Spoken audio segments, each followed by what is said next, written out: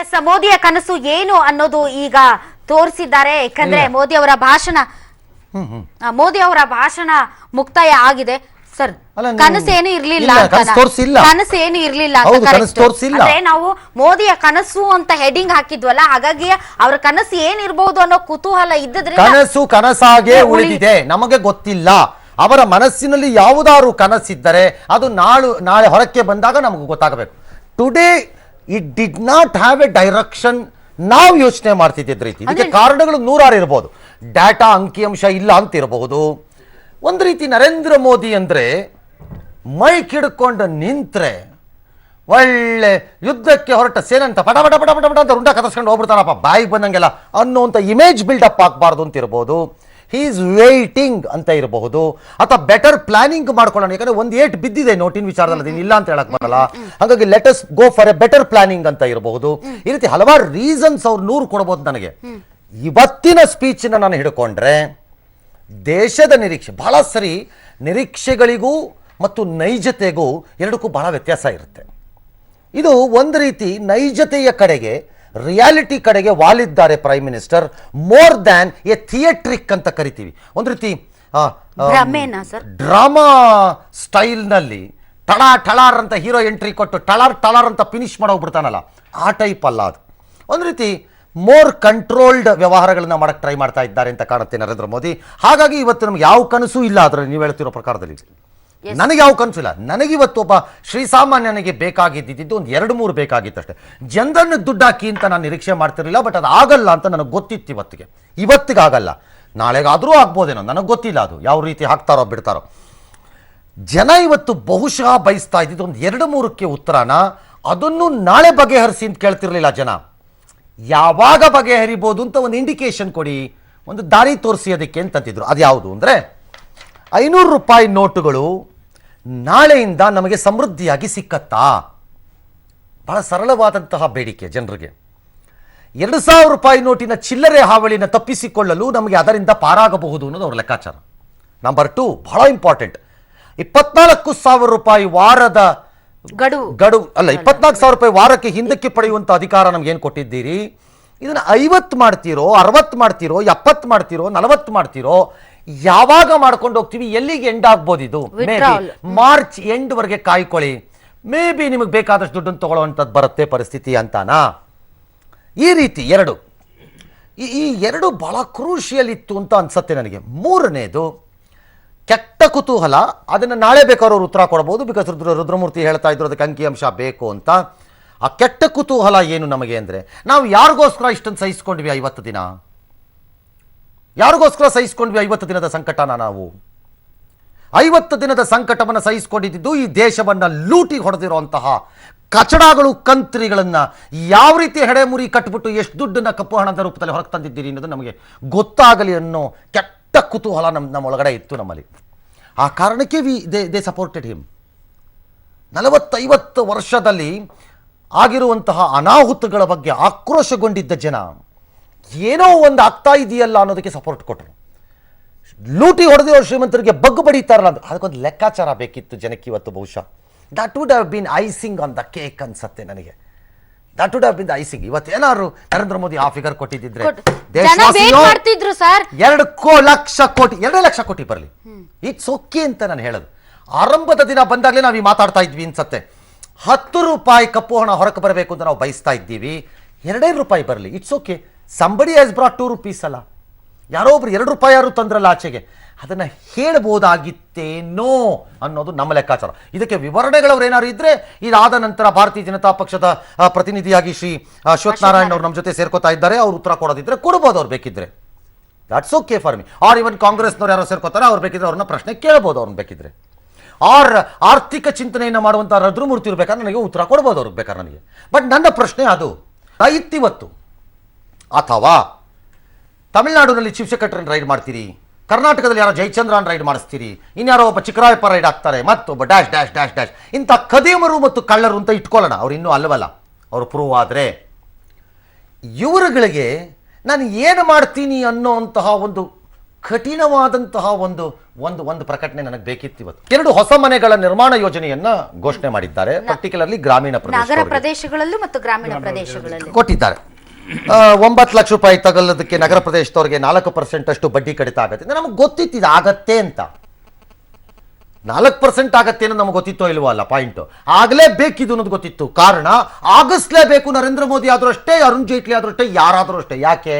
Bank ಒಳಕ್ಕೆ ಅಷ್ಟು ದುಡ್ಡು ಒಳಗೆ ಬಂದು ಕೂತ್ಕೊಂಡಿದೆ. ಈಗ you have to move that money out of the banks. ಈಗ ಕ್ವಿಕ್ ಆಗಿ ಆಚೆಗೆ ತರಲೇಬೇಕು ಆ ದುಡ್ಡನ್ನ. ನೀವು ತರದೇ ಇದ್ರೆ ನೆಗೆದು ಬಿದ್ದು ಹೋಗ್ತವೆ ಬ್ಯಾಂಕ್ಗಳ ಮೇಲೆ, ಬ್ಯಾಂಕ್ಗಳ ಬಾಗಿಲು ಹಾಕ್ಬೇಕಾಗಿ ಬರುತ್ತೆ ಆಮೇಲೆ. That is the danger. So housing ಅಲ್ಲಿ, ಗೃಹ ನಿರ್ಮಾಣದಲ್ಲಿ ಈ ಲೋನು ಅಂದ್ರೆ ಲೋನ್ ಮೇಲಿನ ಬಡ್ಡಿ ಇಳಿಯುತ್ತೆ ಅನ್ನೋ ನಿರೀಕ್ಷೆ ನಮಗಿತ್ತದು. ಒಂದು 4% ಇಳಿಸಿದ್ದಾರೆ. ಬಟ್ 9 ಲಕ್ಷ ರೂಪಾಯಿ ನಗರ ಪ್ರದೇಶದಲ್ಲಿ ಇಳಿಸಿದ್ದಾರೆ. I don't think it is going to work ಅಂತ ಕಾಣುತ್ತೆ ಮೇಲ್ನೋಟಕ್ಕೆ. ಬಿಕಾಸ್ 9 ಲಕ್ಷ ರೂಪಾಯಿ ಸಾಲದಲ್ಲಿ ಇವತ್ತು ಮನೆಯನ್ನ ಬೆಂಗಳೂರಿನಂಥ ಪ್ರದೇಶದಲ್ಲಾಗಲಿ ಮೈಸೂರಿನಂಥದ್ರಲ್ಲಿ ಕಟ್ಟಕ್ಕೆ ಆಗಲ್ಲ. There is no way. ಯಾರು 9 ಲಕ್ಷದಲ್ಲಿ ಮನೆ ಕಟ್ಟಕ್ಕಾಗತ್ತೆ ಇವತ್ತು? ಸೊ ಲಿಮಿಟ್ ಲೆಸ್ ಆಯಿತು ಅನ್ಸುತ್ತೆ. ಲಿಮಿಟ್ ಆಮೇಲೆ ಬೇಕಾದ್ರೆ ಅವರು ರೈಸ್ ಮಾಡ್ಕೋಬೋದೇನೋ, ನನಗೆ ಗೊತ್ತಿಲ್ಲ. 12 ಲಕ್ಷದ ಮನೆಗಳಿಗೆ ಗ್ರಾಮೀಣ ಪ್ರದೇಶದಲ್ಲಿ 3% ಬಡ್ಡಿ ದರ ಕಡಿತ ಮಾಡ್ತೀವಿ ಅಂತಾರೆ. 12 ಲಕ್ಷದ ಮನೆಗೆ 3% ಬಡ್ಡಿ ಕೊಡ್ತೀವಿ ಅಂತಾರೆ. That is okay. ಎಷ್ಟೋ ಬಡ್ಡಿ ದರ ಏನೋ ಒಂದು ಟ್ರಾನ್ಸ್ಫರ್ ಆಯಿತು, ಏನೂ ಇಲ್ದಿದ್ದು ಏನೋ ಬಂತಪ್ಪ ಹಾಳಾಗೋಲಿ ಬಿಡು ಅತ್ಲ ಕಡೆಗೆ ಅಂತ. ಇನ್ನು ರೈತರ ಸಾಲದಲ್ಲಿ ಯಾವುದೊಂದು 60 ದಿನಗಳದ್ದು ಸಾಲ ಮನ್ನಾ ಅಂತ ಹೇಳ್ತಿದ್ದಾರೆ. ಅದು ಸಾಲ ಮನ್ನಾ ಅಲ್ಲ, ಅದು ಪೋಸ್ಟ್ಪೋನ್ಮೆಂಟ್ ಇರಬೇಕು. ವಿ ನೀಡ್ ಕ್ಲಾರಿಫಿಕೇಶನ್ ಬಿಕಾಸ್ ಅದಕ್ಕೆ ರೂಲ್ಸ್ ಫ್ರೇಮ್ ಆಗಿ ಹೊರಗೆ ಬರಬೇಕು. 3 ಕೋಟಿ ರೈತರ ಕಿಸಾನ್ ಕಾರ್ಡ್ನ ರುಪೇ ಕಾರ್ಡ್ಗಳಾಗಿ ನಾವು ಪರಿವರ್ತನೆ ಮಾಡ್ತೀವಿ ಅಂತಿದ್ದಾರೆ. ಮಾಡಲಿ, that is of no problem. ಸಣ್ಣ ವ್ಯಾಪಾರಿಗಳ ಸಾಲದ ಮಿತಿಯನ್ನು 1 ಕೋಟಿಯಿಂದ 2 ಕೋಟಿ ರೂಪಾಯಿಗೆ ರೈಸ್ ಮಾಡ್ಕೊಡ್ತೀವಿ ಅಂತ ಹೇಳ್ತಿದ್ದಾರೆ. That's okay. ಈಗ ಎಂಪ್ಲಾಯ್ಮೆಂಟ್ ಜನರೇಷನ್ ಅಲ್ಲಿ ಹೆಲ್ಪ್ ಆಗ್ಬೋದು. ರುದ್ರಮೂರ್ತಿ ಹೇಳ್ತಾ ಇದ್ದಂಗೆ 70 ಕೋಟಿ 60 ಕೋಟಿ 50 ಕೋಟಿ ಮಕ್ಕಳಿವೆ, ಆ ಮಕ್ಕಳಿಗೆ ಕೆಲಸ ಬೇಕು ಅಂದಾಗ ಈ ಗ್ಯಾರಂಟಿಗಳನ್ನು 1 ಕೋಟಿಯಿಂದ 2 ಕೋಟಿಗೆ ತಂದಾಗ ಎನ್ಕರೇಜ್ ಆಗಿ MSMEಗಳು ಅಥವಾ ಇನ್ನೊಬ್ರು ಮತ್ತೊಬ್ರು ಎಲ್ಲರೂ ಅಥವಾ ಉದ್ದಿಮೆದಾರರುಗಳು ಹೊರಕ್ಕೆ ಬಂದು ಒಂದಷ್ಟು ಉದ್ಯೋಗಗಳ ಸೃಷ್ಟಿಯನ್ನ ಮಾಡಬಹುದೇನೋ. ಇವೆಲ್ಲ ದೀರ್ಘಕಾಲ. ಇನ್ನು ಹೆಣ್ಣು ಮಕ್ಕಳಿಗೆ ಗರ್ಭಿಣಿಯರಿಗೆ ಒಂದು 6,000 ರೂಪಾಯಿ ನಿಮ್ಮ ಅಕೌಂಟ್ ಒಳಗೆ ಡೈರೆಕ್ಟ್ ಹಾಕ್ತೀವಿ ಅಂತಿದ್ದಾರೆ. ಈಗೇನು this is not A new thought ಅಲ್ಲ ಇದು. ಇದೇನು ಭಾಳ ಅನ್ಬಿಲೀವಬಲಿ ಹೊಸ ಆಲೋಚನೆ ಇದು ಅಂತ ಹೇಳಿಕ್ ಬರಲ್ಲ. ಬಿಕಾಸ್ ಹಲವಾರು ರಾಜ್ಯಗಳಲ್ಲಿ ಗರ್ಭಿಣಿ ಹೆಣ್ಣು ಮಕ್ಕಳುಗಳಿಗೆ ಹಲವಾರು ರೀತಿಯಾದಂತಹ ಸ್ಕೀಮ್ಗಳು ಜಾರಿಯಲ್ಲಿವೆ, ಇನ್ಕ್ಲೂಡಿಂಗ್ ಕರ್ನಾಟಕ. ನಮ್ಮಲ್ಲಿ ಕಿಟ್ ಕೊಡೋದು ಅಂತಾನೋ, ಮತ್ತೊಂದು ಅಂತಾನೋ, ಮಗದು ಅಂತಾನೋ, ಮಡಿಲು ಅಂತಾನೋ, ಏನೋ ಬಹಳ ರಾಜ್ಯಗಳಲ್ಲಿ ಸ್ಕೀಮ್ಗಳಿವೆ. ಈ 6,000 ರೂಪಾಯಿನ ಯಾರಿಗೆ ಕೊಡ್ತಾರೆ? ಈಗ ಏನದು BP ಅಲ್ಲ, ನಾನ್ BP ಅಲ್ಲ, ಯಾರಿಗೆ ಕೊಡ್ತಾರೆ? ಅದನ್ನ ಹೆಂಗ್ ಕೊಡ್ತಾರೆ? ಈಗ ನಾವು ರೂಲ್ಸ್ ಹೊರಗೆ ಬರಬೇಕು, ಅಕೌಂಟ್ಗೆ ಹೋಗ್ಲಿ, ದಟ್ಸ್ ಓಕೆ. ಇನ್ನು ನನಗೆ ಬಹಳ ಖುಷಿಯಾಗಿದ್ದು ಇವತ್ತಿನ ಒಂದು ಪ್ರಕಟಣೆ ಅಂತಂದ್ರೆ, ನನಗೆ ಬಹಳ ನಿಜವಾಗಲೂ ಖುಷಿಯಾಗಿದ್ದಂಥದ್ದು, ಹಿರಿಯ ನಾಗರಿಕರುಗಳಿಗೆ ಅವರ ಜೀವನದ ಸಂಧ್ಯಾ ಕಾಲದಲ್ಲಿ ಬದುಕೋದು, ತಾವು ರಿಟೈರ್ ಆಗಿದ್ದ ದುಡ್ಡಲ್ಲೋ ಉಳಿಸ್ಕೊಂಡಿದ್ದ ದುಡ್ಡನ್ನು ಬ್ಯಾಂಕ್ನಲ್ಲಿ ನೆಮ್ಮದಿಯಾಗಿ ಠೇವಣಿಯಾಗಿ ಇಟ್ಟು ಅದರಲ್ಲಿ ಬರಬಹುದಾದ ಒಂದು 4,000ನೋ 5,000ನೋ 6,000 ಪ್ಲಸ್ ಅವ್ರಿಗೆ ಬರಬಹುದಾದ ಪಿಂಚಣಿ ಒಂದು 3,000ನೋ 2,000ನೋ 4,000ನೋ ಇಟ್ಕೊಂಡು ಅಥವಾ ಒಂದು 10,000 ಇಟ್ಕೊಂಡು ಅದರಲ್ಲಿ ತಮ್ಮ ಜೀವನವನ್ನು ಮಾಡುವಂತಹ ಕನಸು ಮತ್ತು ತಯಾರಿಲಿರ್ತಾರೆ. ಅವ್ರಿಗೆ ಸೀರಿಯಸ್ ಥ್ರೆಟ್ ಆಗೋಗಿತ್ತು ಇವತ್ತು ಈ ನೋಟ್ ಬ್ಯಾನ್ ಆದ್ಮೇಲೆ. ಅವರ ಬಡ್ಡಿ ದರ ಹೆಂಗೆ ಕೆಳಗೆ ಬಂದು ಬಿಡಬಹುದು ಅಂತ. I think he has assured them. ಅವ್ರಿಗೊಂದು ಗ್ಯಾರಂಟಿ ಕೊಟ್ಟಿದ್ದಾರೆ. 7.5 ಲಕ್ಷ ರೂಪಾಯಿವರೆಗೆ ಅದನ್ನ ಒಂದು 8% ನಿಮಗೆ ಗ್ಯಾರಂಟಿ ಕೊಡ್ತೀನಿ ಅಂತ. ದಟ್ಸ್ ಎ ಬ್ರಿಲಿಯಂಟ್ ಮೂವ್ ನನ್ನ ಪ್ರಕಾರ. ಸೀನಿಯರ್ ಸಿಟಿಸನ್ಸ್ 10 ವರ್ಷ ಇಸ್ ಓಕೆ. ಬಹಳ ಜನ ನಾವು ಬದುಕೇ ಇರಲ್ವೇನೋ ಅದನ್ನ ಬಳಸ್ಕೊಳ್ತಾ ಇದ್ದಾಗ. ಬಹಳ ಜನ ಹೋಗ್ಬಿಡ್ಬೋದು ಮೇಲೆ ಕಂಗೇನೇನೆ, ಪ್ರಶ್ನೆ ಬೇರೆದು. ಬಟ್ 7.5 ಬದಲು ನನ್ನ ಲೆಕ್ಕಾಚಾರದಲ್ಲಿ this should have been somewhere around 15 to 20 lakhs ಅಂತ ಕಾಣುತ್ತೆ. ಕಾರಣ ಅಥವಾ ಒಂದು 10 ಲಕ್ಷನಾರು ಬೇಕಿತ್ತು. ಸಣ್ಣ ಕ್ಲರ್ಕ್ ಆಗಿ ಇವತ್ತು ನಿವೃತ್ತಿ ಆದ್ರೂ ನಿವೃತ್ತಿದ ಹಣದಲ್ಲಿ ಬರುವಂಥದ್ದು ಅವ್ನಿಗೊಂದು 20 ಲಕ್ಷ ಬಂದ್ಬಿಡುತ್ತೆ, ಅವ್ರಿಗೊಂದು 15 ಲಕ್ಷ ಬಂದ್ಬಿಡುತ್ತೆ. ಅವನಿಗೆ ಆ ಹಣ ಸೇಫ್ ಆಗಬೇಕು ಅನ್ನೋದಾಗಿದ್ದರೆ ಅವ್ರಿಗೊಂದು ಚೂರು ಜಾಸ್ತಿ ಕೊಡಬೇಕು. But still A great move ಅದು ಓಪನಿಂಗ್ನಲ್ಲಿ ಹಿರಿಯ ನಾಗರಿಕರಿಗೆ ಸಿಕ್ಕಿರುವಂಥದ್ದು. ಇನ್ನು ಉಳಿದಂತೆ ಭಾಳಷ್ಟು ಭಾಷಣಗಳನ್ನು ಮಾಡಿದ್ದಾರೆ. ದೀಪಾವಳಿ ನಂತರ ಮಾಡೋದು, ನೋಟ್ ಬ್ಯಾನ್ ಯಜ್ಞ ಇದ್ದಂಗೆ, ಸತ್ಯ ಗೊತ್ತಾಗಬೇಕಾಗಿತ್ತು, ಸ್ವಚ್ಛತೆ ಹುಡುಕಬೇಕಾಗಿತ್ತು, ಭ್ರಷ್ಟಾಚಾರ ಕಪ್ಪು ಹಣ ಹೆಚ್ಚಾಗಿತ್ತು, ಅದರ ಕುತ್ತಿಗೆನ ಹಿಸಿಕ್ಬಿಟ್ಟಿತ್ತು, ನೀವು ಇದಕ್ಕೆ ನನಗೆ ಸಹಾಯ ಮಾಡಿದ್ದೀರಿ, ದುರ್ಬಲಗೊಳಿಸ್ಬಿಡ್ತು ಈ ದೇಶನ ಕಪ್ಪು ಹಣ. ಜನರ ಪ್ರಯತ್ನಕ್ಕೆ ನನ್ನ ಸಲ್ಯೂಟು, ಜನರ ತ್ಯಾಗ ಪ್ರೀತಿಗೆ ನನ್ನ ಆಭಾರಿಯಾಗಿದ್ದೇನೆ. ಕಾಳಜನಕರ ವಿರುದ್ಧ ಬೆಂಬಲಿಸಿದ ಯುವಕರಿಗೆ ಜನರಿಗೆ ನಾನು ಧನ್ಯವಾದ ಹೇಳ್ತೀನಿ. Dash dash dash dash dash. These are all speeches, they have no meaning. ಜನಕ್ಕೆ ಬೇಕಾಗಿರೋದು ಆಕ್ಷನ್. ಆಕ್ಷನ್ ಸ್ಟಾರ್ಟ್ ಆಯ್ತಾ ಅಂತ ನೀವು ನನ್ನನ್ನು ಕೇಳಿದ್ರೆ I will say no, it has not started. It may start, ಮುಂದೆಂದೋ ಸ್ಟಾರ್ಟ್ ಆಗ್ಬೋದೇನೋ ನಂಗೆ ಗೊತ್ತಿಲ್ಲ. ಒಂದು ಪ್ರಾಸೆಸ್ ಸ್ಟಾರ್ಟ್ ಆಯ್ತಾ, ಒಂದು ಪ್ರಕ್ರಿಯೆ ಸ್ಟಾರ್ಟ್ ಆಯ್ತಾ ಅಂದರೆ ಎಸ್, ಒಂದು ಪ್ರಕ್ರಿಯೆ ಸ್ಟಾರ್ಟ್ ಆಗಿದೆ. November 8ನೇ ತಾರೀಕು ಇದಕ್ಕೆ ಬೇಕಾದ ಪೂರಕವಾದ ಆಕ್ಷನ್ಗಳು ಸ್ಟಾರ್ಟ್ ಆಗಿದೆಯಾ ಅಂದ್ರೆ I will say no action has been started today. Modi ಭಾಷಣ ಮುಗಿದಾಗಿದೆ. ಭಾಷಣದ ಹೈಲೈಟ್ಸ್ ಮತ್ತು ವಿಶ್ಲೇಷಣೆಯನ್ನ ರಂಗನಾಥ್ ಸರ್ ನಿಮ್ಮ ಮುಂದೆ ಇಟ್ಟಿದ್ದಾರೆ. ಇನ್ನು ಅತಿಥಿಗಳ ಅಭಿಪ್ರಾಯಗಳನ್ನ ತೆಗೆದುಕೊಳ್ಬೇಕು. ಅಶ್ವಥ್ ನಾರಾಯಣ್ ಸರ್, ತಾವು ಒಬ್ಬ ಬಿಜೆಪಿಯ ಲೀಡರ್ ಅನ್ನೋದಕ್ಕಿಂತ ತಾವು ಕೂಡ ಒಬ್ಬ ಸಾಮಾನ್ಯ ಪ್ರಜೆ, ಈ ದೇಶದ ಪ್ರಜೆ. ಇವತ್ತು ಪ್ರಧಾನಿ ಮೋದಿ ಅವರ ಭಾಷಣ ನಿರೀಕ್ಷಿತ ಮಟ್ಟದಲ್ಲಿ ಇತ್ತ? ತಮ್ಮ ನಿರೀಕ್ಷೆಗಳಿಗೆ ಪೂರಕವಾಗಿ ಇತ್ತ ಅವರ ಭಾಷಣ? ಖಂಡಿತ. ಈಗ ಜನ ಏನ್ ನಿರೀಕ್ಷೆ ಇಟ್ಕೊಂಡಿದ್ರು, ನೋ ಅಂದ್ರೆ ಬಿಜೆಪಿ ಇರಲ್ಲ ಅವರು ಆತರಲ್ಲ ಸರ್. ಈಗ ಅವ್ರು ಕೇಳಿದ್ದೆ ನಿಮ್ಮನ್ನ, ನೀವು ಬಿಜೆಪಿನವ್ರನ್ನ ಕೇಳಿದ್ರ ನಿಮ್ಮನ್ನ? ಒಬ್ಬ ಸಾಮಾನ್ಯ ನಾಗರಿಕನಾಗಿ ರಾಧಾಗೌಡರು ಬಿಜೆಪಿ ಅಲ್ಲದೆ ಬಿಜೆಪಿ ಆಗಿ ಇಲ್ಲಿ ಬಂದಿರೋದು. ರಾಧವ್ರ ಮನ್ಸಲ್ಲಿ ಇಲ್ದೇ ಇರ್ಬೋದು, ಬಿಜೆಪಿ ಆಗಿ ನಮಗೂ ಗೊತ್ತಂಗಾರೆ. ಅಲ್ಲ, ಇವತ್ತು ಸಾಮಾನ್ಯ ಜನತೆ ಮನಸ್ಸಲ್ಲಿ ಒಂದು ಆತಂಕ ಆಯ್ತು, ಏನಾಗುತ್ತೋ ಏನೇನು. ಮತ್ತೆ ಏನು ಮೊನ್ನೆ ಹೇಳ್ತಾರೆ 20 ದಿನಕ್ಕೆ 40 ದಿನಕ್ಕೆ 20 ಕಾನೂನು ತಗೊಂಬಂದ್ರು, ರಿಸರ್ವ್ ಬ್ಯಾಂಕರ್ ಹಾಗೆ ಹೀಗೆ ಅಂತ ಒಂದು ಕೂಗೆದ್ದಿದ್ದು. ಮತ್ತು ಇವತ್ತು ನರೇಂದ್ರ ಮೋದಿ ಬಸ್ ಸ್ಟ್ಯಾಂಡ್ ಇಡೀ 125 ಕೋಟಿ ಜನನು ನಿರೀಕ್ಷೆ ಮಾಡ್ಕೊಂಡ್ರು. ಅದರಲ್ಲಿ ಪಬ್ಲಿಕ್ ಟಿವಿ ಭಾಳ ಇದ್ರ ಬಗ್ಗೆ ಭಾಳ ಒತ್ತು ಕೊಟ್ಟು ನೀವು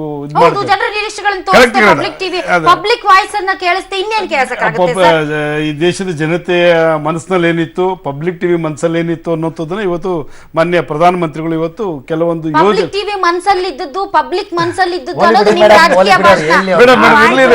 ಈಗ ಏನಾದ್ರೆ ಅದ್ರ ತಕ್ಕಂತೆ ಆ ಜನತೆಯ ನಿರೀಕ್ಷೆಗೆ ತಕ್ಕಂತೆ ನರೇಂದ್ರ ಪ್ರಧಾನಮಂತ್ರಿ ಸ್ಪಂದಿಸಿದ್ದಾರೆ. ಆಮೇಲೆ ಸರ್, ನೀವ್ ಹೇಳದ ಪ್ರಕಾರ ಜನಸಾಮಾನ್ಯರಿಗೆ ಗೊತ್ತಾಗಂಗ್ ಹೇಳ್ಬೇಕಂದ್ರೆ ಟೆಂಡೂಲ್ಕರ್ ತರ ಬ್ಯಾಟಿಂಗ್ ಆಡ್ತಾರೆ ಅಂತ ನನ್ನ ನಿರೀಕ್ಷೆ ಇತ್ತು. ರಾಹುಲ್ ದ್ರಾವಿಡ್ ಆಗ್ಬಿಟ್ರ ಅಂತ ಅನ್ನಿಸ್ತು. ಹಾಗಾದ್ರೆ ಹೇಳ್ಬಿಟ್ರು ಅವ್ರಿಗೆ ರಾಹುಲ್ ದ್ರಾವಿಡ್ ನಿಧಾನಕ್ಕೆ ಇನ್ನಿಂಗ್ಸ್ ಕಟ್ತಾರೆ. ನಂದು ಅದೇ ನಿರೀಕ್ಷೆ ಇರೋದು. ರಿಸ್ಕ್ ಶಾಟ್ ಗಳಿಲ್ಲ ಅಲ್ಲಿ. ಅದೇ ಪಾಯಿಂಟ್ ಅಂತಾರ ಅವರು. ಬಿಡ್ಲಿ ಅಂತ ಸಿಂಪಲ್ ಆಗಿ ಹೇಳಿದೆ. ಆದ್ರೆ ದ್ರಾವಿಡ್ ಒಳ್ಳೆ ಬ್ಯಾಟ್ಸ್ಮನ್, ಕೆಲವು ಸಲ ಬೇಕಾಗ್ತಾರೆ. ಮೈಸೂರಿಗೆ ಹೋಗೋಣ. ಮೈಸೂರಿನಲ್ಲಿ ಕೆಪಿ ನಾಗರಾಜ್ ನಮ್ಮ ಸಹೋದ್ಯೋಗಿ. ಮೈಸೂರಿನ ಮಹಾಜನತೆಯ ನಿರೀಕ್ಷೆಗಳೇನು ಅಥವಾ ನಿರಾಸೆಗಳೇನು ಅನ್ನೋದನ್ನ ಹೇಳಕ್ಕೆ ತಯಾರಿಯಾಗಿದ್ದಾರೆ. Let's go. ಫಾರ್ಮರ್ ರಾಜಧಾನಿ ಮೈಸೂರು ನಗರಕ್ಕೆ. KP, over to you. S Ranganath, ಏನಂದ್ರೆ ಹೊಸ ವರ್ಷದ ಸಂಭ್ರಮದಲ್ಲಿರುವಂತಹ ಮೈಸೂರಿನ ಜನ ಈಗ ತಾನೇ ಪ್ರಧಾನಮಂತ್ರಿಗಳು ನರೇಂದ್ರ ಮೋದಿ ಅವರ ಭಾಷಣವನ್ನು ಕೂಡ ನೋಡಿದ್ದಾರೆ. ಅವರು ಅದ್ರ ಬಗ್ಗೆ ಏನ್ ಹೇಳ್ತಾರೆ ಅಂತ ಕೇಳ್ತಾನೆ. ಸರ್, ನೀವೀಗ ಭಾಷಣ ನೋಡಿದ್ರ ಅಥವಾ ನಿಮ್ಮ ಎಕ್ಸ್ಪೆಕ್ಟೇಷನ್ ತಕ್ಕಂಗೆ ಇತ್ತ ಸರ್? ಹಾ, ನಾವು ಬೆಳಗ್ಗೆಯಿಂದ ಏನ್ ಎಕ್ಸ್ಪೆಕ್ಟ್ ಮಾಡ್ತಿದ್ವಿ ಅದಕ್ಕೆ ತಕ್ಕಂಗಿತ್ತು. ನಾವು ಆಕ್ಚುಲಿ ನ್ಯೂ ಇಯರ್ ಸಂಭ್ರಮಕ್ಕಿಂತ ಏನ್ ಹೇಳ್ಬೋದು ಅಂತಾನೆ ಕಾಯ್ತಾ ಇದ್ವಿ. ನೋಡ್ರೆ ನಾವು ಇಷ್ಟು 50 ದಿನ ಸ್ವಲ್ಪ ದುಡ್ಡಿನ ವಿಷಯದಲ್ಲಿ ಸ್ವಲ್ಪ ಮ್ಯಾನೇಜ್ ಮಾಡಿದ್ರು ಕಷ್ಟಪಟ್ಟು ಇವಾಗ ಫೈನಲಿ ಒಳ್ಳೆ ರಿಸಲ್ಟ್ ಸಿಕ್ಕಿದೆ. ಗರ್ಭಿಣಿಯರಿಗಾಗಿರ್ಬೋದು, ಸೀನಿಯರ್ ಸಿಟಿಸನ್ಸ್ಗಾಗಿರ್ಬೋದು, ಬಡವರಿಗೆ ಮನೆ ಕಟ್ಸ್ಕೊಡೋದಾಗಿರ್ಬೋದು, ತುಂಬಾ ಒಳ್ಳೆ ಕೆಲಸ ಆಗಿದೆ. ಇಷ್ಟು ವೇಟ್ ಮಾಡಿದ್ದಕ್ಕೂ 50 ದಿನ ಕಷ್ಟಪಟ್ಟಿದ್ದಕ್ಕೂ ಸಾರ್ಥಕ ಆಯ್ತು ಅಂತ ಅನ್ಸಿದೆ ಸರ್? ಹೌದು ಸರ್, ಸತ್ಯವಾಗಿ ಇದು ಲೈಕ್ ಒಂದು ಸಕ್ಸಸ್ ಅಂದ್ರೆ ಹೇಳ್ಬೋದು. ಯಾಕಂದ್ರೆ ಎಲ್ಲರಿಗೂ ಕಷ್ಟಪಟ್ಟಿದೀವಿ ನಾವೇ, ಬಟ್ ಆದ್ರೂ ಒಂದು ದೇಶಕ್ಕೋಸ್ಕರ ಯೂಸ್ ಆಗ್ತಾ ಇದೆ. ಅವ್ರು ಮಾಡಿದ ಸ್ಟೆಪ್ಸ್ ಆಗಿರ್ಬೋದು, ಇವಾಗ ಜನ್ಧನ್ ಯೋಜನೆಯಲ್ಲಿ ಏನೇನೋ ಪ್ಲಾನ್ಸ್ ಬರ್ತಾ ಇರ್ಬೋದು, ಆಮೇಲೆ ಹೆರಿಗೆ ಅವ್ರಿಗೆ ಹೆಂಗಸರಿಗೆಲ್ಲ ಡೈರೆಕ್ಟ್ ಆಗಿ ಅಕೌಂಟ್ ಆಗ್ತಾ ಇರ್ಬೋದು. ಸೊ ಎಲ್ಲದು ಸಕ್ಸಸ್ ಅಂತಾನೆ ಹೇಳ್ಬೋದು ಸರ್. ಇದು ಗ್ರಾಮೀಣ ಜನರನ್ನ ಕಾನ್ಸಂಟ್ರೇಷನ್ ಮಾಡಿದ್ರ ಪ್ರಧಾನಮಂತ್ರಿಗಳು ಅಂತ? ಹೌದು ಸರ್, ಇದೇನ್ ತೊಂದರೆ ಅಂತ ಏನ್ ಅನ್ನಿಸ್ತಿಲ್ಲ. ಸಾಮಾನ್ಯ ಜನದ ಹತ್ರ ಮ್ಯಾಕ್ಸಿಮಮ್ ಒಂದ್ 5 ರಿಂದ 10 ಲಕ್ಷ ದುಡ್ಡು ಇರ್ಬೋದು. ಇದೇನು ಅಂದ್ರೆ ತುಂಬಾ ರಿಚ್ ಪೀಪಲ್ಸ್ ಅಷ್ಟೇ ತೊಂದರೆ ಆಗಿರ್ಬೋದು. ಮಾಮೂಲಿ ಜನಕ್ಕೆ ಏನು ಪ್ರಾಬ್ಲಮ್ ಆಗಿಲ್ಲ. ಇವಾಗ ಮಾತಾಡಿರೋ ಪ್ರಕಾರ ಮಂತ್ಲಿ 6,000 ರೂಪಾಯಿ ಅಮೌಂಟ್ ಕೊಡ್ತಾ ಇದಾರೆ ಗರ್ಭಿಣಿಯರಿಗೆ, ಹೆಲ್ಪ್ ಆಗುತ್ತೆ. ಅದಲ್ಲದೆ 650 ಹಾಸ್ಪಿಟಲ್ ಅಲ್ಲಿ ಫ್ರೀ ಸರ್ವಿಸ್ ಇದೆ ಗರ್ಭಿಣಿಯರಿಗೆ. ಇವಾಗ ಯಾರ ಹತ್ರ ದುಡ್ಡು ಇರಲ್ಲ, ಆರಾಮಾಗಿ ಹೋಗಿ ಫೆಸಿಲಿಟಿ ಯೂಸ್ ಮಾಡ್ಕೋಬಹುದು.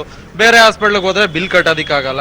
ಏನೇ ಆಗ್ಲಿ ಸರ್, ಸೂಪರ್ ಮಾಡಿರೋದು. ಎಲ್ಲಾ ಕಾನ್ಸೆಪ್ಟ್ ತುಂಬಾ ಚೆನ್ನಾಗಿದೆ. ಪಕ್ಷ ಅಂತ ಬರಲ್ಲ ಇಲ್ಲಿ, ಏನ್ ಮಾಡ್ತಾ ಇದಾರೆ ಕಾನ್ಸೆಪ್ಟ್ ಅದು ಮೇನ್. ಅದನ್ನ ನಾವು ಯೋಚನೆ ಮಾಡಿ ಮಾತಾಡ್ಬೇಕು ಸರ್. ಇನ್ನು ಕೂಡ ಕೆಲವ್ರನ್ನ ಮಾತಾಡಿಸ್ತೀನಿ ರಂಗನಾಥ್ ನಾನು, ಯಾಕಂದ್ರೆ ಇವ್ರು ನೋಡಿದಾರಲ್ಲ ನನಗೆ ಗೊತ್ತಿಲ್ಲ, ಅವ್ರನ್ನ ಕೇಳ್ತಾನೆ. ಸರ್, ಮೋದಿ ಅವರ ಭಾಷಣ ನೋಡಿದ್ರ ಸರ್ ತಾವು? ನೋಡಕ್ ಆಗಿಲ್ಲ ಸರ್. ಇವಾಗ ಈಗ ಗ್ರಾಮೀಣ ಜನರಿಗೂ ಕೂಡ ಬಹಳಷ್ಟು ಅನುಕೂಲ ಮಾಡಿರುವಂತದ್ದು, ಮನೆ ಕಟ್ಟಿಸ್ಕೊಳ್ಳೋಕ್ಕೂ ಕೂಡ ಸ್ಕೀಮ್ ಮಾಡಿದ್ದಾರೆ. ಇದು ನೀವು ಪಟ್ಟ ಕಷ್ಟಕ್ಕೆ ಶ್ರಮ ಅಂತೀರಾ ಸರ್? 100% ಸರ್. Okay, definitely. ಭಾಷಣ ನೋಡಿದವ್ರು ಏನ್ರಿ 100% ಅಂತೆ ಗ್ರಾಮೀಣ ಜನರಿಗೆ ಒಳ್ಳೇದು ಮಾಡಿರೋದು ಸರ್, ಎಲ್ಲರಿಗೂ ಆಗಿದೆ. ಗ್ರಾಮೀಣ ಅವ್ರದ್ದೇನ್ರಿ 100% ಭಾಷಣ ನೋಡ್ತಾ ಇದ್ದವ್ರದ್ದು? ರಂಗನಾಥ್, ಭಾಷಣ ನೋಡದೇ ಇರೋರ್ದು ಏನ್ರಿ 100%? ಎಲ್ಲ ಒಳಕ್ಕೆ ಸರ್, ಎಲ್ಲ ಓಕೆ ಸರ್. ರಂಗನಾಥ್, ಏನ್ ಮೈಸೂರಿನಲ್ಲಿ ದೇವರಾಜ ಅರಸು ರಸ್ತೆ ಮೆಡಿಕಲ್ ಕಾಲೇಜ್ ಪಕ್ಕ ಮರದ ಮೇಲೆ ಕೂತಿರುತ್ತಲ್ಲ ಗಿಣಿಗಳ, ರಂಗನಾಥ್ ಇದನ್ ಮಾತ್ರ ಕೇಳಲ್ಲ, ಜಾನಕಿ ಬಿಡು ಅಂತಾರೆ. ಓಕೆ ನಾಗರಾಜ್, ನನ್ನ ಧ್ವನಿ ಕೇಳಿಸ್ತಾ ಇದೆ ತಮ್ಗೆ? ಯಾಕಂದ್ರೆ ಓಕೆ ಓಕೆ ಲೇಟ್. ಯಾಕೆಂದ್ರೆ ಈಗ ಎಲ್ಲರೂ ಹೊಸ ವರ್ಷದ ಮೋಜು ಮಸ್ತಿಯಲ್ಲಿ ಇರೋರಿಗೆ ಆ ಕ್ಲಬ್ಗಳು ಅಥವಾ ಯಾರ್ಯಾರು ಪಾರ್ಟಿ ಅರೇಂಜ್ ಮಾಡಿರ್ತಾರೋ ಅಂತಹ ಸ್ಥಳಗಳಲ್ಲಿ ದೊಡ್ಡ ದೊಡ್ಡ ಟಿವಿ ಅರೇಂಜ್ ಮಾಡ್ಬಿಟ್ಟು ಅದರಲ್ಲೇ ಮೋದಿ ಅವ್ರ ಭಾಷಣನೂ ತೋರಿಸ್ತಾ ಇದಾರೆ ಅಂತ ವ್ಯವಸ್ಥೆ ಏನಾದ್ರು ಮೈಸೂರಲ್ಲೂ ತಮಗೆ ಕಂಡು ಬಂತ ಕೇಳೋಣ ಅಂತ ಕ್ಯೂರಿಯಾಸಿಟಿಗೆ. ಇಲ್ಲ ರಾಧಾ, ಆ ತರದ ಯಾವ್ದೇ ರೀತಿಯಂತ ವ್ಯವಸ್ಥೆಗಳಿಲ್ಲ. ಇಲ್ಲೂ ಕೂಡ ಕೆಲವು ಹೆಣ್ಮಕ್ಳು ಕೂಡ ಕೇಳ್ತೇನೆ, ಅವ್ರು ನೋಡಿದಾರ ಏನಂತ. ಮೇಡಮ್, ಈಗ ನರೇಂದ್ರ ಮೋದಿ ಅವ್ರ ಭಾಷಣ ನೋಡಿದ್ರ ಅಥವಾ ನಿಮಗೆ ಗಮನಕ್ಕೆ ಬಂದಿದೆಯಾ ಮೇಡಮ್? ನಾವಿನ್ನ ನೋಡಿಲ್ಲ, ಆಚೆ ಇದೀವಿ, ಇನ್ನ ನೋಡಿಲ್ಲ, ನೋಡ್ಬೇಕು ಮನೆಗೆ ಹೋದ್ಮೇಲೆ. ಅಂದ್ರೆ ಕೂಡ ಇನ್ನು ಬಹಳಷ್ಟು ಜನಕ್ಕೆ ಏನಾಗಿದೆ ಅಂದ್ರೆ ರಾಧಾ, ಏನಂದ್ರೆ ಈಗಾಗಲೇ ಸಂಭ್ರಮದ ಪಾರ್ಟಿಗಳಲ್ಲಿ ಭಾಗವಹಿಸ್ತಾ ಇರುವಂತದ್ದು. ಯಾಕಂದ್ರೆ ಹೇಳಿಕೆಯಲ್ಲಿ ಮೈಸೂರಿನಲ್ಲಿ ಇದೇ ಮೊದಲನೇ ಬಾರಿಗೆ ಅರಮನೆ ಮುಂಭಾಗದಲ್ಲಿ ಹೊಸ ವರ್ಷದ ಆಚರಣೆಯ ಸಂಭ್ರಮ ಶುರುವಾಗ್ತಾ ಇದೆ. ಆ ಕಾರಣಕ್ಕೋಸ್ಕರಗಳು ಬಹಳಷ್ಟು ಜನ ಇಲ್ಲೇ ಇದ್ದಾರೆ. ನೀವ್ ಹೇಳಿದ ರೀತಿಯಾದಂತ ವ್ಯವಸ್ಥೆಗಳನ್ನ ಮಾಡಿದ್ರೆ ಬಹುತೇಕರಿಗೆ ಈಗಲೇ ರೆಸ್ಪಾನ್ಸ್ ಮಾಡ್ತಾ ಇದ್ರೇನೋ Radha? All right, thank you. ನೋಟಿಲ್ಲ, ಕಾಸಿಲ್ಲ ಅಂತಿದ್ರು. ನೀವು ಮೈಸೂರಿನವ್ರು ನೋಡಿದ್ರೆ ಫುಲ್ ಸೆಲೆಬ್ರೇಷನ್ ರೆಡಿ ಆಗ್ಬಿಟ್ಟಿರಿ. ಎಲ್ಲಿಂದ ಬರ್ತಾರೆ ನಿಮ್ಮ ಮೈಸೂರಿನವ್ರಿಗೆ ನೋಟು ದುಡ್ಡು ಎಲ್ಲ? ಜನ ಕಾಸಿಲ್ಲ ಅಂತ ಇದ್ದಾರೆ, ಇವ್ರು ನೋಡಿದ್ರೆ ಸೆಲೆಬ್ರೇಷನ್ ಅಂತಾರೆ. ಮೋದಿ ಅವರ ಭಾಷಣದಲ್ಲಿ ಕನಸುಗಳಿರಲಿಲ್ಲ, ಮುಂದಿನ ಭವಿಷ್ಯದ ಪರಿಕಲ್ಪನೆ ಇರಲಿಲ್ಲ ಮತ್ತು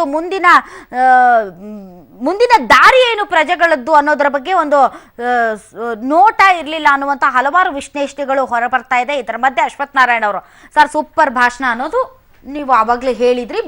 ಭಾಷಣ ಜೊತೆಗೆ ಇದು ಯೋಜನೆಗಳಿದೆ, ತುಂಬಾ ವಿಷನ್ ಇತ್ತು, ಯೋಜನೆಗಳಿದೆ, ಯೋಜನೆಗಳಿತ್ತು. ಸಾಮಾನ್ಯ ಜನಕ್ಕೆ ಅನುಕೂಲ ಆಗ್ತಕ್ಕಂಥ ಯೋಜನೆಗಳನ್ನ ಅವರು ಘೋಷಣೆ ಮಾಡಿದ್ದಾರೆ ಇವತ್ತು. ವಿಶೇಷವಾಗಿ ಹೌಸಿಂಗ್ ಸ್ಕೀಮ್ಗಳ ಬಗ್ಗೆ ಅವರು 2 ಹೌಸಿಂಗ್ ಸ್ಕೀಮ್ಗಳನ್ನು ಘೋಷಣೆ ಮಾಡಿದ್ದಾರೆ. ತುಂಬ ಅನುಕೂಲ ಆಗ್ತಕ್ಕಂಥದ್ದು.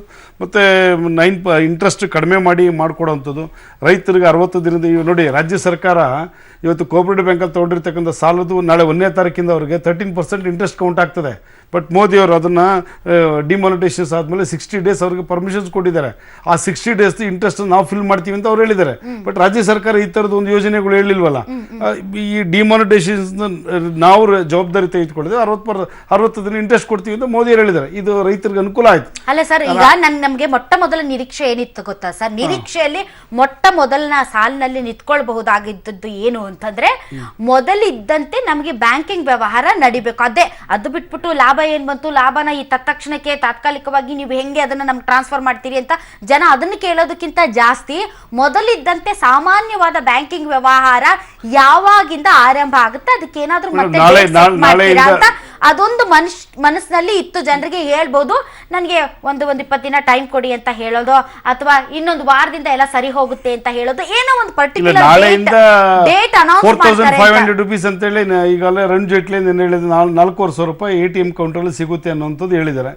ಈಗ ನಮಗೆ 45,000 ಲಿಮಿಟ್ಸ್ ಇತ್ತು ಬ್ಯಾಂಕ್ಗಳಲ್ಲಿ. ಇದಕ್ಕೆ ಮುಂಚೆ ನಾವು ಡ್ರಾ ಮಾಡ್ತೇವೆ 24,000 ಅಲ್ಲ, ನಾನು ಡಿಮಾನಿಟೈಸೇಷನ್ ಆಗೋದಕ್ಕಿಂತ ಮುಂಚೆ 45,000 ಮಾತ್ರ ನಿಮಗೆ ಡ್ರಾ ಮಾಡ್ಲಿಕ್ಕೆ ಪರ್ಮಿಷನ್. ಹೌದು, ಅದಕ್ಕೆ SB ಅಕೌಂಟ್ಸ್ ಕೆಲವು ಲಿಮಿಟ್ ಇರುತ್ತೆ. ಇಲ್ಲಾಂದ್ರೆ ಎಷ್ಟು ಅಮೌಂಟ್ ಇದೆ ಅಷ್ಟು ಅಮೌಂಟ್ ವಿಡ್ರಾ ಮಾಡಬಹುದು. ನನ್ನ ಖಾತೆಯಲ್ಲಿ ಎಷ್ಟಿದೆ ಅಷ್ಟನ್ನು ತಗೊಳ್ಳಬಹುದಾಗಿತ್ತು. ಆದ್ರೆ ನಿಮ್ಗೆ ATM ಇದು ಏನೋ ಪಾನ್ ಕಾರ್ಡ್ ಕೊಡ್ಲೇಬೇಕಾಗಿತ್ತು, ಪಾನ್ ಕಾರ್ಡ್ ಕೊಟ್ಟು ಮಾಡ್ಬೇಕಾಗಿತ್ತು. ಇವಾಗ್ಲೂ ಏನು ಈಗ ಈ ಟ್ರಾನ್ಸಾಕ್ಷನ್ ಇದ್ದೇ ಇರ್ತದೆ. Just only cheque spot draw ಮಾಡ್ಲಿಕ್ಕೆ ಲಿಮಿಟ್ ಕಂಡೀಷನ್ಸ್ ಇದೆ. ವಾರಕ್ಕೆ 24,000 ಇರಲಿ. ಈ ಕಂಡೀಷನ್ಸ್ ಎಲ್ಲ ಯಾವಾಗ ತೆರವಾಗುತ್ತೆ ಅನ್ನೋದ್ರ ನಿರೀಕ್ಷೆ ಜನರಲ್ಲಿ ತುಂಬಾ ಇತ್ತು. ಅದ್ರ ಬಗ್ಗೆ ಅವ್ರು ಏನು ಹೇಳಿಲ್ಲ. ಇನ್ನೂ ಒಂದು 50 ದಿನ ಕೊಡಿ ಅಂತನೋ, 20 ದಿನ ಕೊಡಿ ಅಂತನೋ, ಅಥವಾ ಇನ್ನು ಇಷ್ಟು ದಿನಗಳವರೆಗೆ ಸಹಿಸ್ಕೊಂಡಿದ್ರೆ ಇನ್ನೊಂದಿಷ್ಟು ದಿನ ಸಹಿಸ್ಕೊಳ್ಳಿ ಅಂತ ಏನು ಹೇಳಲಿಲ್ಲ ಅವರು. ಅದ್ರ ಬಗ್ಗೆ ಮಾತಾಡಲಿಲ್ಲ. 28 ಡಿಸೆಂಬರ್ 28ರಿಂದ ಬ್ಯಾಂಕಿಂಗ್ ಸ್ಟಾಫ್ ಸ್ಟ್ರೈಕ್ ಹೋಗ್ತೀವಿ ಅಂತ ಹೇಳಿದ್ರು. ಅದನ್ನು ಅವ್ರು ರಿಕ್ವೆಸ್ಟ್ ಮಾಡ್ಕೊಂಡು ಅವ್ರು ಸ್ಟ್ರೈಕ್ನ ಮುಂದಕ್ಕೆ ಅವರು ಡೇಟ್ನ ಪೋಸ್ಟ್ಪೋನ್ ಮಾಡಿದ್ದಾರೆ. ಇನ್ನು ನೋಟ್ ಪ್ರಿಂಟಿಂಗ್ದು ಮತ್ತೊಂದು ಅದ್ರದ್ದು ಇನ್ನೂ ಅದೊಂದು ಸ್ಟೀಮ್ ಲೈನ್ಗೆ ಇನ್ನೂ ಬಂದಿಲ್ಲ. ವಿಶ್ವಾಸಕ್ಕೆ ತಗೊಳ್ಬೇಕು. ಅವ್ರ ಮಾತನ್ನ ನಂಬಿದ್ವಿ, ಕಾದ್ವಲ್ಲ, ಜನರನ್ನ ವಿಶ್ವಾಸಕ್ಕೆ ತಗೊಳ್ಬಹುದಾಗಿತ್ತು. ನವೆಂಬರ್ 8ನೇ ತಾರೀಕು ಅತ್ಯಂತ ಗಂಭೀರವಾಗಿದ್ದಂತಹ ದಿನ. ದೇಶವನ್ನು ಉದ್ದೇಶಿಸಿ ಮಾತನಾಡಿದ್ದ ಪ್ರಧಾನಮಂತ್ರಿ ನರೇಂದ್ರ ಮೋದಿ ಅವರು ಈ ದೇಶದ ಮುಂದೆ ಒಂದು ವಾಗ್ದಾನವನ್ನ ಕೊಟ್ಟರು. 500 ಮತ್ತು 1000 ರೂಪಾಯಿ ಮುಖಬೆಲೆಯ ನೋಟು. कभी कभी लगता है आज भी दुनिया के कई समृद्ध देश हैं, पढ़े लिखे फॉरवर्ड कंट्रीज हैं, उनको जब पता चलता है कि हिंदुस्तान में